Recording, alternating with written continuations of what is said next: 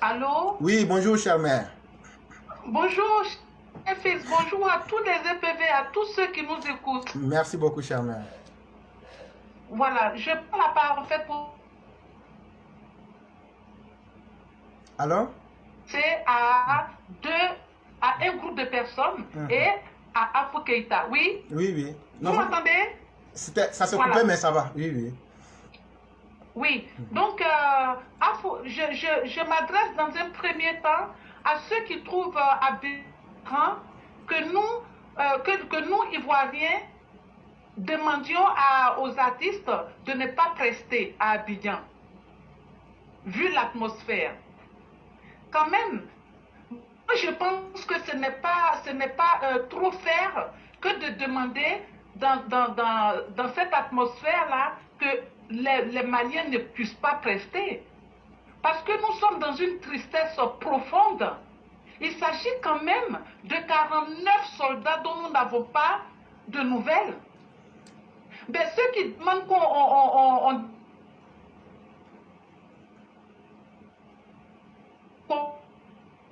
laisse les Maliens prester à Abidjan, qui nous disent, puisque eux, ils savent peut-être, viennent ces 49 soldats. Et à Afou Keïta, j'aimerais lui parler en tant que grande sœur. Afou Keïta, il y a deux choses qui devraient pouvoir venir.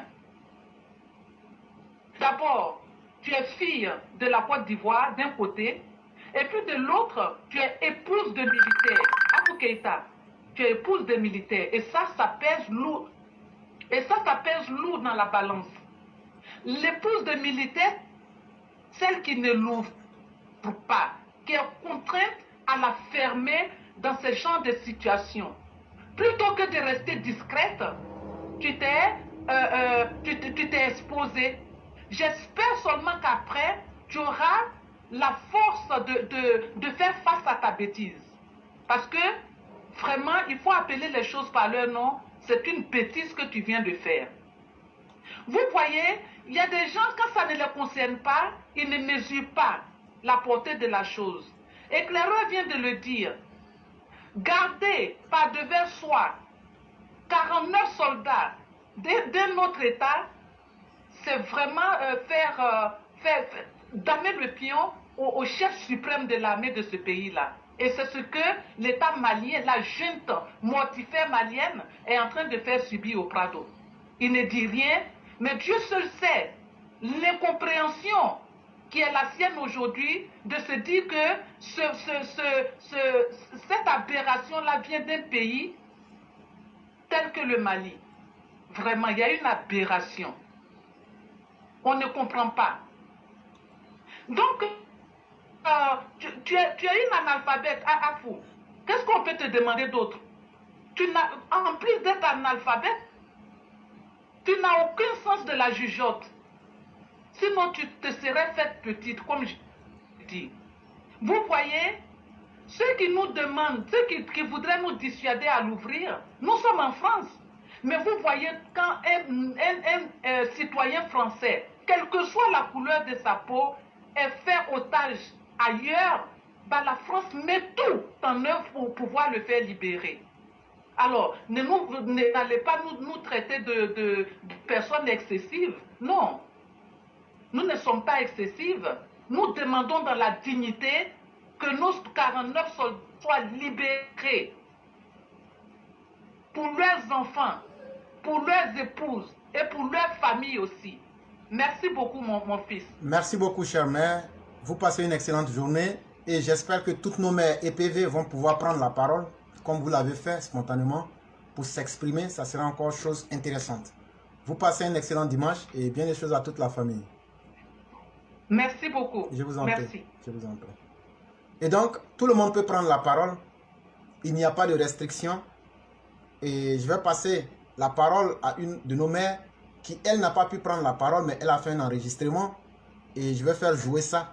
Et après, je vais prendre le cyclone qui sera suivi de notre mère de Médine. Mais jusqu'à la fin de l'émission, si toi, tu sais que tu peux parler en Djoula pour dire un mot à Afou, il faut venir parler. Sinon, tu taire et puis après dire non, j'ai pensé, non, non, non. Il faut parler maintenant. Chaque chose est bonne au temps qu'il faut. Au moment où on te salue là, c'est le bon moment de parler. Sinon, si tu perds le temps, ça n'a plus d'importance. Quand il n'y a plus personne là, si tu réponds à la salutation des gens, c'est zéro. Si tu penses réellement que tu es digne, que tu as quelque chose à dire là, c'est maintenant qu'il faut venir le dire. Et ça, on insiste dessus. Grâce à Alassane Dramane Ouattara, ce que Gbagbo nous avait empêché là, on peut parler aujourd'hui. Qu'est-ce qui vous empêche de parler? Venez dire ce que vous pensez. Vous n'irez pas en prison, il n'y aura rien. Bonjour, cher frère.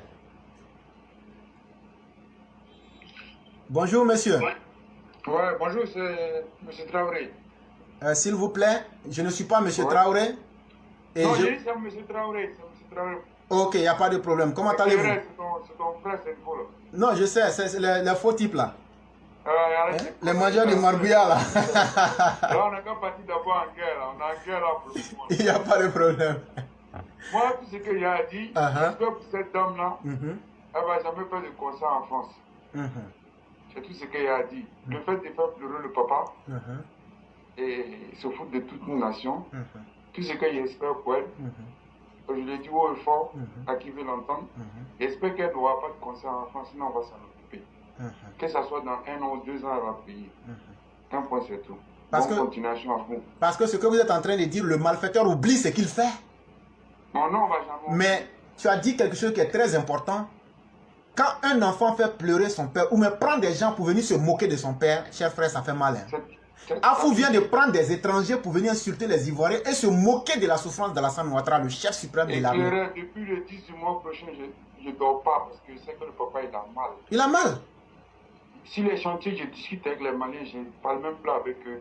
Parce que comme tu as si bien dit qu'on ne sait pas écrire son nom, c'est grave de comprendre les choses de la vie qui sont simples. Effectivement, effectivement. Et quand un père a mal, c'est toute une nation qui a mal. Effectivement. Et ce n'était pas le moment parce qu'on a fait un combat où on a perdu des frères et des sœurs dans un combat pour défendre leur unité en Côte d'Ivoire, pour défendre leur honneur en Côte d'Ivoire. Donc ce n'était pas le moment. C'était pas le moment. J'espère pour eux, comme le prophète a si bien dit, quand quelqu'un t'insulte, regarde-le et puis rigole, les anges le maudissent. Depuis le 10 du mois prochain, je pense que les anges ont aussi maudit le Mali pour qu'ils comprennent et qu'ils vont payer. Et cette dernière, on va s'en occuper à Paris. Je te jure, si la tête de ma mère, si la tombe de mon père, si elle a un concert à Paris, je vais organiser, on va aller s'en occuper. Ça, je t'ai fait cette promesse, tu vas entendre parler. On n'est pas là pour rigoler. À un moment donné, trop, c'est trop. Tout ce que tu as dit, tu as soulagé mon cœur. Je t'ai écouté depuis le début, tu as soulagé mon cœur. Et j'ai dit bonne chose à tout le monde et bonne continuation, je reste à l'écoute. Merci beaucoup, cher frère, et vous passez une excellente journée. À toi aussi. Mais toujours dit que tu es un faux, c'est nous faux. Non, arrête. Non, j'ai coupé, donc là, tu ne peux plus rien dire. Ok, mesdames et messieurs, nous continuons.